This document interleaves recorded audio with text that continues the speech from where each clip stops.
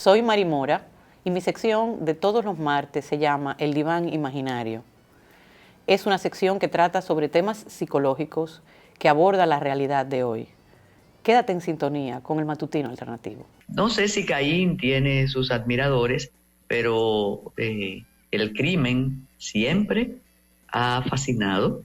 Desde lo chabacano de aquí, de hacer un club de amigos de los asesinos del niño Llena Jaibar, hasta Truman Capote con su A Sangre Fría y toda la fascinación por la sangre, por los asesinos, por lo que hacen. Y ese es un tema con el nombre de hibristofilia que tiene hoy Mari Mora para ustedes en su diván. Adelante, Mari.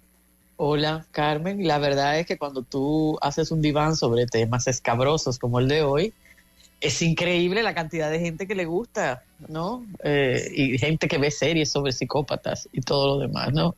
Se le llama también el síndrome de Bonnie and Clyde, tú recordarás esa película, pero sobre todo esa pareja de delincuentes, asaltantes y criminales que existieron entre los años 1931 y 34 y que gozaron también, Carmen, de una gran simpatía por parte de la sociedad estadounidense, y los calificaron como los Robin Hood modernos, y esa muerte trágica se convirtió en leyenda.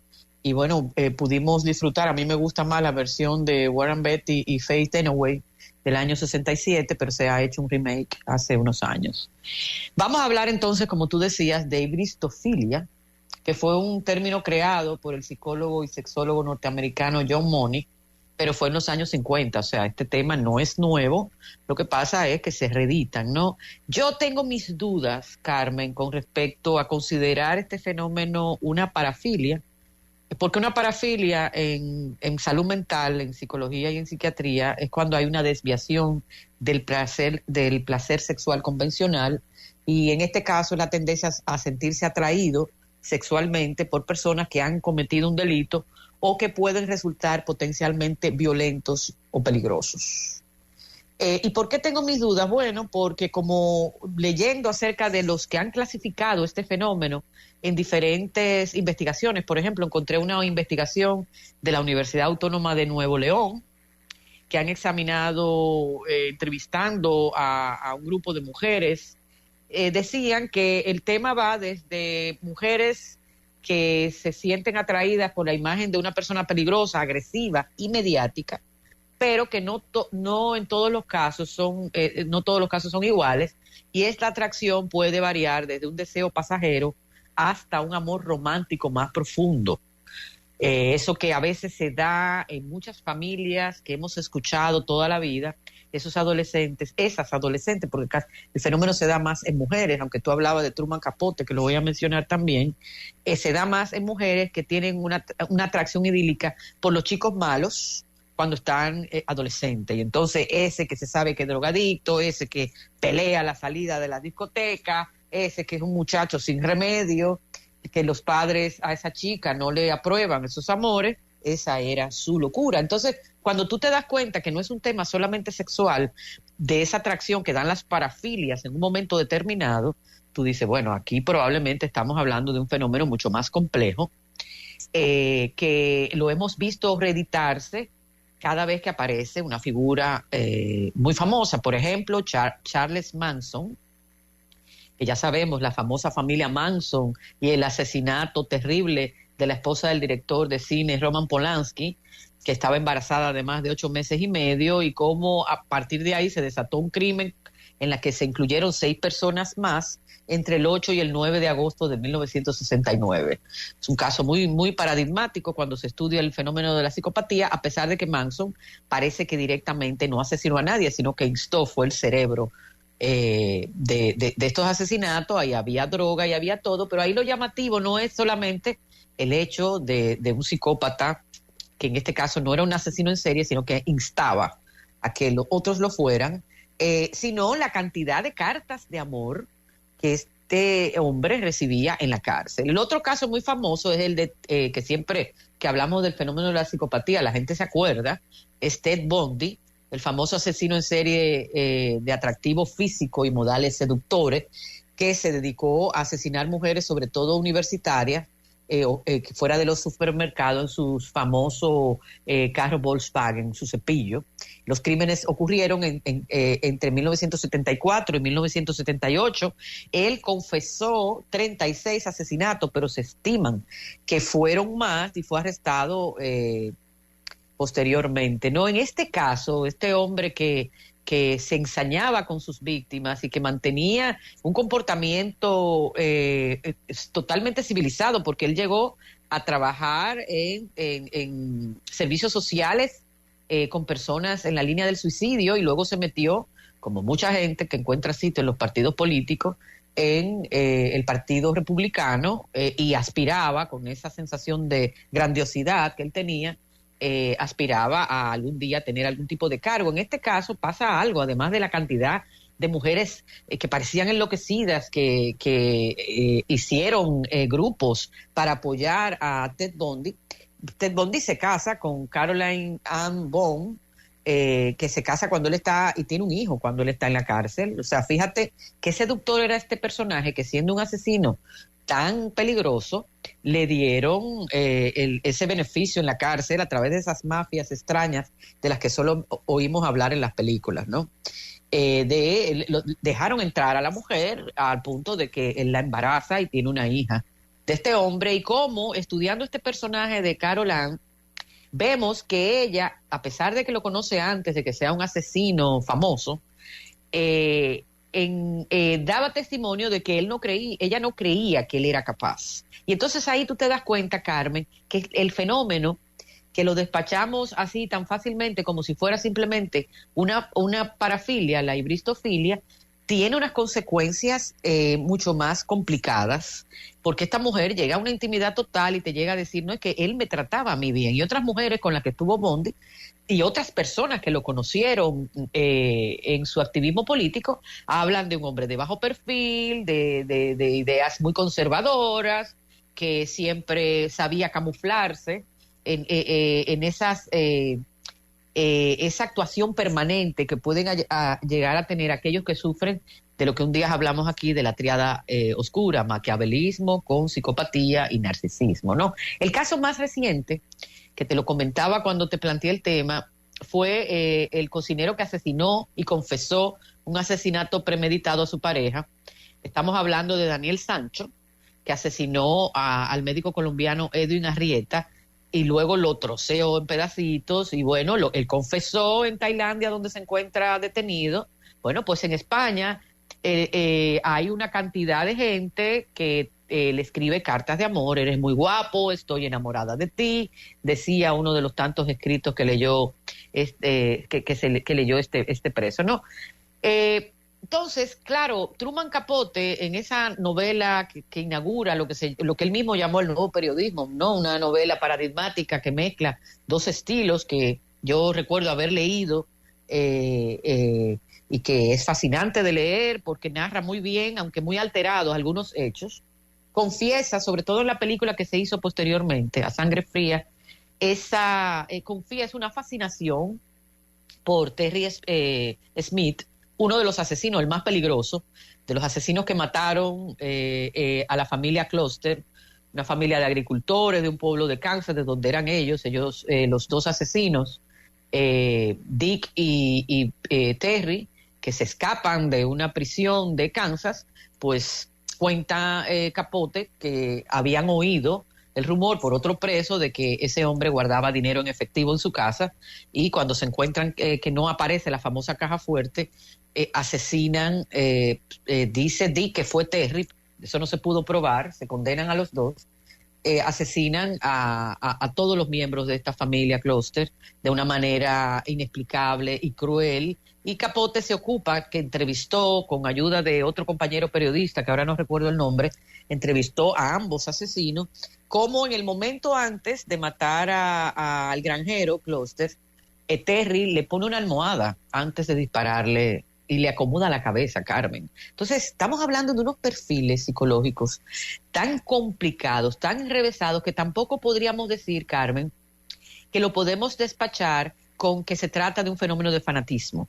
Hay otros autores que hablan del fenómeno del fanatismo, pero fíjate que el fanatismo tiene una cosa fundamental que me hace dudar que también estemos hablando de ese fenómeno, y es la necesidad de afiliarte a través de una idea, de tener un sentido de pertenencia a través de ideas religiosas o ideológicas. En este caso, una persona que confiese que está locamente enamorada o muerta de deseo por uno de estos asesinos famosos en serie, lo primero que hace es tener la condena de muchísima gente. Y el grupito que se dedica a esta adoración es un grupito pequeño. Tampoco podemos hablar del síndrome de Estocolmo, porque eso ocurre, probablemente puede haber pasado en la llamada familia Manson, cuando hay una identificación profunda con el agresor, ¿no? Entonces, bueno, hay gente que se ha dedicado a estudiar esto con más detenimiento, porque es un fenómeno, ya tú ves, que está descrito desde los años 50. Sheila Isenberg, por ejemplo, escribió un libro que se llama Woman Who Loved Men Who Kill. Ella habló con docenas de mujeres que tuvieron relaciones con asesinos y descubrió que hay dos grupos principales de personas que acaban con asesinos: las que se enamoran de asesinos normales, entre comillas, creyendo que ven el verdadero lado bueno del asesino, que así confesaba la esposa de Ted Bundy, y las que inician relaciones con asesinos notorios, de los que salen en las noticias porque se sienten atraídas por la fama.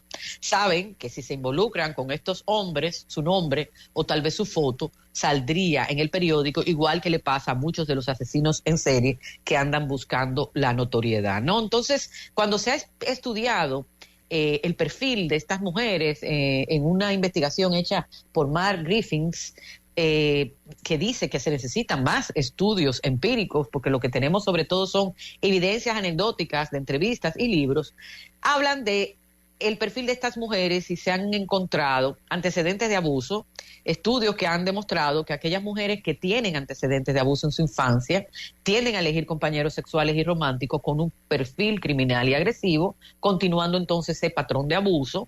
A veces no llegan a ser asesinos y se buscan parejas violentas. También la fascinación y la gran manipulación que puede crear la triada oscura, esa triada oscura de la personalidad que hace referencia, como dijimos aquí en un programa que dedicamos, a la personalidad narcisista, maquiavélica y psicopática. Haber estado cerca o estar cerca de la cotidianidad criminal, el proceso penal, la vida judicial enseña demasiado, enseña mucho, demasiado nunca es el término. Y ver cómo el crimen es algo, bueno, si le clavó el puñal, le sacó el hígado, le sacó un ojo, lo partió, lo quemó, lo quemó, eso es la cotidianidad judicial, la cotidianidad del pasillo gris del Palacio de Justicia, antes que existieran todas estas comodidades que tienen ahora algunas instalaciones. Pero a mí me luce, y quisiera su especificación, colocar en alguno de los cubículos de las filias y de los inconvenientes, y en el chat decía que muchas personas sublimamos la fascinación por esos seres. Por ejemplo, la fascinación que todos tenemos con la familia Corleone. Eso es parte de fascinarnos con el crimen y con esas conductas. La fascinación que despertó Pablo Escobar Gaviria en El Planeta. Oh, por favor. Fíjate que una de las denuncias de algunos colombianos con esa cantidad de personas que visitan Medellín es, lo primero que te dicen es dónde está la casa de Pablo Escobar. Ocurrió con Capone, y aquí, y sé que te sorprendió porque en esa época estabas en Alicante, se creó un grupo de fans de los asesinos del niño Llena Aybar, y lo veíamos muy normal. A mí me sorprende cada madrugada, cuando inicio el esquema del programa, ver a un famoso incestuoso que está en una de nuestras cárceles, creemos que está ahí, que él tiene sus redes y tiene seguidores.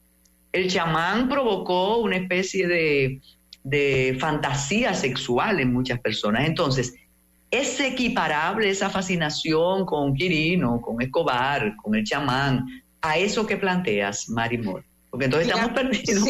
sí, mira, son, digamos que niveles, ¿no? Y en las patologías es muy importante el nivel. Es decir, una cosa es que desde los descuartizamientos que se veían públicamente en la antigüedad, los gladiadores que se destrozaban con bestias en Roma, siempre ha habido una fascinación, sobre todo cuando el ser humano se convierte en público, cuando escinde un poco su personalidad individual y pasa a engrosar la masa. Ahí nos acercamos entonces a la manada, como vemos en muchos casos de violación en grupo que se están dando en países europeos, en España ya van varios casos. Ese es un asunto, pero cuando estamos hablando de lo que se ha dado en llamar, que yo prefiero llamarlo el síndrome de Bonnie and Clyde, por la fascinación que ellos despertaban, no por los perfiles de estos dos ladrones y asesinos. Yo pienso que en este caso hay un nivel de marginalidad mental, de sumisión mental, de debilidad en estas mujeres. Y me inclino por aquellas investigaciones que te ponen la evidencia de que muchas veces hay historias de abusos.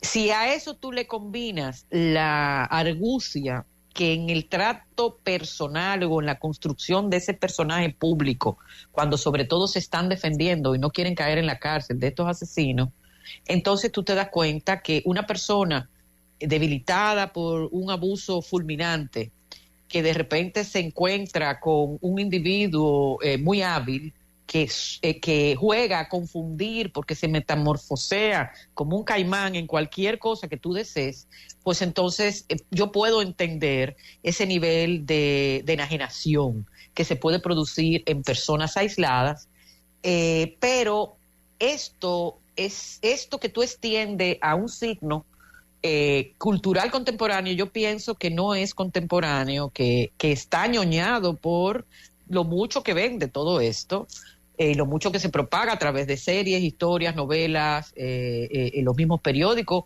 se nutren del morbo que producen estas desgracias, ¿no? Gracias por acompañarnos en el Diván de Mari Mora. Síguenos en nuestras redes sociales y en nuestro canal de YouTube.